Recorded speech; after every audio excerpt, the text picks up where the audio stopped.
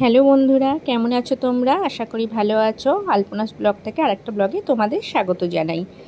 আজ তোমাদের সঙ্গে শেয়ার করছি উলুবেড়িয়া কালীবাড়ি, মা আনন্দময়ী কালী, সেই কালীবাড়ি গিয়েছিলাম। তা আগে ভাবলাম একটু গঙ্গার ধারটা ঘুরে আসি, মানে মন্দিরের সঙ্গেই পাশে মাঠ, ওখানে মেলা টালা হয়, রাস হয়। তাই এই যে গঙ্গার ধারটি বড় সুন্দর, মানে ওখান থেকে মন চাইছিল না যে আবার পিছন দিকে আসি। সে কিছুক্ষণ দাঁড়ালাম, সবাই দেখছি ছেলেরা সেই চুম্বক ছুঁড়ে ছুঁড়ে মানে পয়সা তুলছে, নৌকা যাচ্ছে, ওই দূরে জাহাজ, আর ওপারটা হলো বজবজ, ওগুলো বজবজের মানে চুল্লি আর কি।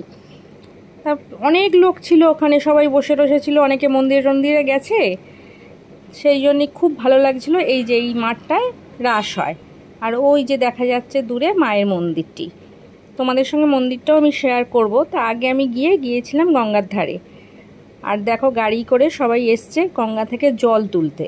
দেখলাম এক গাড়ি সব হই হই করতে করতে ঢুকছে, বাবার নাম নিতে নিতে আসছে গঙ্গার জল তুলতে। তোমরাও কেউ একদিনের ছুটিতে ঘুরে আসতে পারো মায়ের মন্দিরে। এটা উলুবেড়িয়া, হাওড়া থেকে মেদিনীপুর, পাঁশকুড়া, মেছেদা এইসব লোকাল ট্রেনগুলো যায়। তা তোমরা ফুলেশ্বর স্টেশনেও নামতে পারো, বা ফুলেশ্বরের পরের স্টেশন উলুবেড়িয়াও নামতে পারো। তবে ফুলেশ্বর নামলেই কালীবাড়ি যেতে সুবিধা হয়। ফুলেশ্বর 1 নম্বর প্ল্যাটফর্ম থেকে বেরিয়ে অটো ধরলে ওখান থেকে যদি ভাগেও আসতে পারো, যে কোটগোড়া থেকে টোটো বা অটো নিয়ে যেতে পারো, বা একেবারে রিজার্ভ করেও যেতে পারো, এমন কিছু ভাড়া নেয় না। আর উলুবেড়িয়া নামলে কী হবে, স্টেশন রোড থেকে অনেকটা একটু হেঁটে বেরোতে হয় রোডটায়, বেরিয়ে তারপর অটো বা টোটো কিছু করে আসতে হয় কালীবাড়ি। সেই ওখানে মানে একদিনের ছুটিতে বেরিয়ে আসতেই পারো, বড় শান্তির জায়গা, খুব ভালো লাগবে, এইটুকু গ্যারান্টি দিতে পারি আমি। গঙ্গার ধার, মায়ের মন্দির, একদম স্নিগ্ধ সুন্দর পরিবেশ, মন ভালো হয়ে যাওয়ার মতো মানে জায়গা। আর এই হলো মায়ের গেটটি, আনন্দময়ী কালী। আর এই যে দক্ষিণেশ্বর ন্যায় বানানো মন্দিরটি, ডিজাইনটা ওই রকমই। আর এই পাশে হলো, এটা হলো দুর্গা মণ্ডপ, মানে এখানে দুর্গা পুজো হয়। সেই আটচালা করা রয়েছে, মায়ের মূর্তি থাকে না, প্রত্যেক বছর মূর্তি করে পুজো করা হয়। আর এই পাশের মন্দিরগুলো আরও বিভিন্ন ঠাকুরের মন্দির আছে, সতীমা, রাধাকৃষ্ণ, ওই ভেতরের দিকে জগন্নাথ, গৌরাঙ্গ এইসব রয়েছে। এই পাশে এইটি সামনেটি হলো শিবের মন্দির, আর মেন মন্দির হলো মায়ের। এই হলো মায়ের মন্দির। মানে ওখানে গিয়ে ঘন্টার পর ঘন্টা বসে থাকলেও কোনো ক্লান্তি নেই, নেই, পুরো শান্তি। আর তোমরা যদি মনে করো ওখানে সকাল সকাল গিয়ে ভোগের কুপন কেটে ভোগ খাবে, সে ব্যবস্থাও আছে, ওখানে ভোগ খাওয়ার ব্যবস্থাও রয়েছে। সকালবেলা গিয়ে কুপন কেটে নিতে হয়, মনে হয় 10টা 11টা অবধি কুপন দেয়, আর 1টা 1:30 থেকে খাওয়ানো হয়।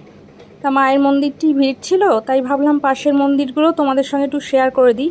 এই যে এখানে আছে গৌরাঙ্গ, মানে নিমাই আর গৌরাঙ্গ এখানে, আর জগন্নাথ, বলরাম, সুভদ্রা, এই মন্দিরটি ওনারা রয়েছে।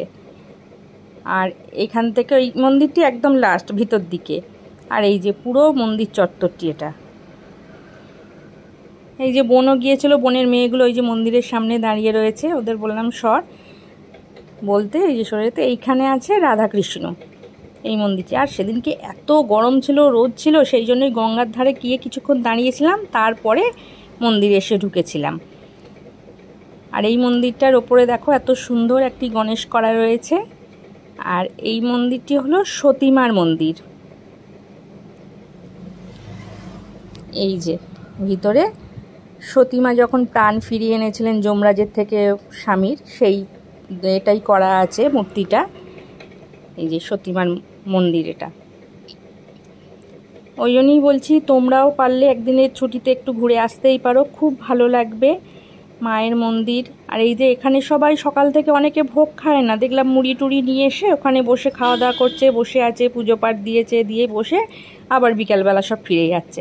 আর এই মন্দিরটির ওপরে দেখো বড় সুন্দর, মানে নারায়ণের এটা করা রয়েছে। আর এই হলো মা। ঠিক আছে, মাকে দেখেই আজকের মতো বিদায় নেব তোমাদের থেকে। আমার ভিডিও যদি তোমাদের ভালো লেগে থাকে, প্লিজ আমার চ্যানেলটি সাবস্ক্রাইব করে দিও, লাইক করো, কমেন্ট করো, একটু শেয়ার করে দিও। তাহলে আজকের মতো আসলাম, সবাই ভালো থেকো, সুস্থ থেকো, আবার দেখা হবে অন্য কোনো ভিডিওয়। আজকের মতো আসছি, বাকিটুকু দেখো, টাটা।